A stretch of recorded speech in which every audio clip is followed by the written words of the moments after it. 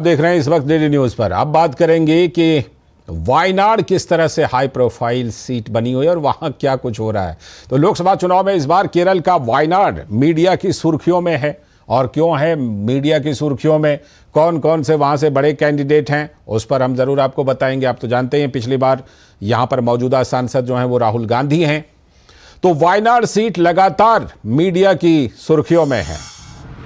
केरल में ये वायनाड की सीट है और वो लगातार मीडिया की सुर्खियों में है। किन वजहों से सुर्खियों में है कि आज वहां पर पहले राहुल गांधी ने पर्चा भरा था, फिर एनी राजा ने, और आज केरल बीजेपी के अध्यक्ष के सुरेंद्रन ने भी वायनाड से नामांकन पत्र दाखिल कर दिया। और खास बात यह भी है कि बीजेपी प्रत्याशी के नामांकन में अमेठी की सांसद केंद्रीय मंत्री स्मृति ईरानी भी मौजूद दिखी। ये वही हैं जिन्होंने 2019 में स्मृति ईरानी ने राहुल गांधी को अमेठी से चुनाव हरा दिया था।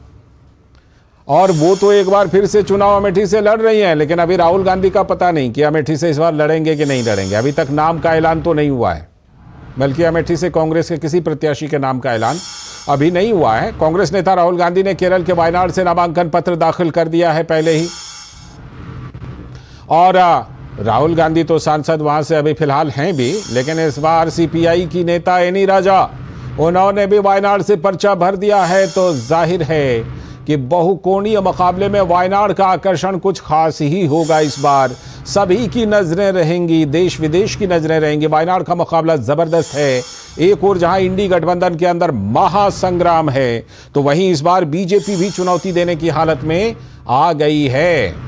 और इस बीच में वहां एक बड़ा मुद्दा जोर पकड़ रहा है। वो मुद्दा कौन सा है कि बीजेपी ने पीएफआई के राजनीतिक मंच एसडीपीआई के कांग्रेस को समर्थन के ऐलान को यहां मुद्दा बना लिया है।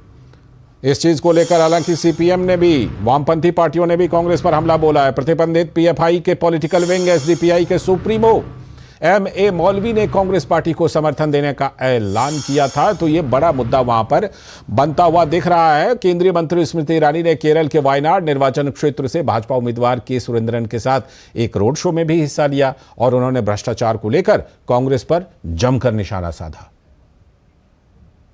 वायनाड वो लोकसभा क्षेत्र है जहां पर पुल्लपल्ली बैंक की वजह से 120 करोड़ का घोटाला 420 कांग्रेस वालों ने किया है।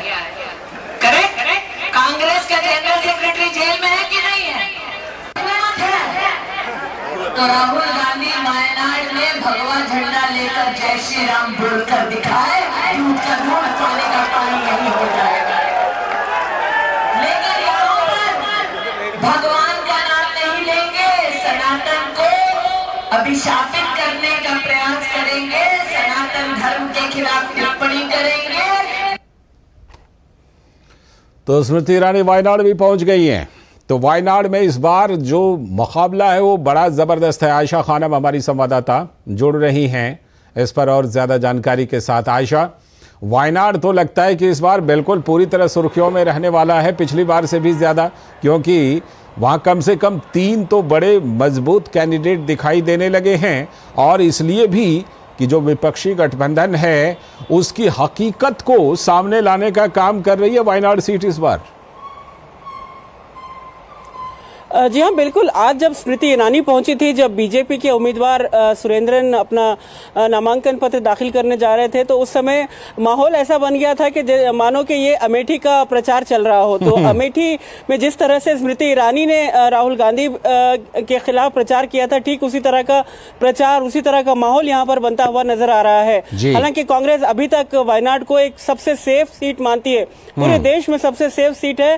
कांग्रेस को ये उम्मीद है कि यहाँ से राहुल गांधी आसानी से जीत सकते हैं और यही वजह है कि राहुल गांधी ने यहां से दोबारा नामांकन पत्र भरा है। तो कल जिस तरह से रोड शो हुआ राहुल गांधी का, और राहुल गांधी ने बहुत ही भावुक स्पीच भी दिया लोगों के बीच और कहा कि वो इस क्षेत्र को अपनी बहन प्रियंका के बराबर मानते हैं, यानी अपने परिवार के जैसा मानते हैं। तो ये तमाम चीजें अपनी जगह पर ठीक है, भावुक स्पीच ठीक है, लेकिन जो राजनीतिक मुद्दे हैं, जिस तरह से राहुल गांधी ने एसडीपीआई का समर्थन राहुल गांधी के साथ हो रहा है, जिस तरह से पीएफआई का जो राजनीतिक विंग है एसडीपीआई, तो ये एक बहुत बड़ा मुद्दा है जिसका जवाब कांग्रेस को देना पड़ेगा। और अब ये जो मुस्लिम लीग के फ्लैग्स जो है, जो उनके राजनीतिक झंडे हैं उन्हें कांग्रेस छुपाने की कोशिश कर रही थी। इस नामांकन कल जो राहुल गांधी ने अपना नामांकन पत्र भरा उस वक्त, तो इस पर भी राहुल गांधी को जवाब देने पड़ेंगे। तो वायनाड उतना आसान नहीं है, उतनी सेफ सीट इस वक्त नहीं, इस समय नहीं लग रही है, क्योंकि यहाँ पर सुरेंद्रन और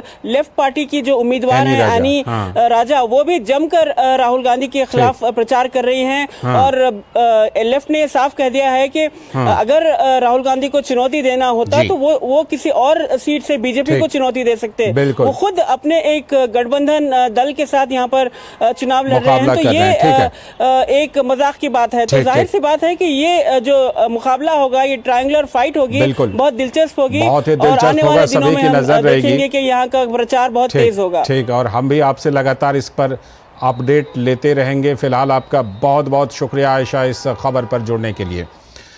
तो हमारी संवाददाता आयशा खानम थी। और अब बात करेंगे कि पंजाब में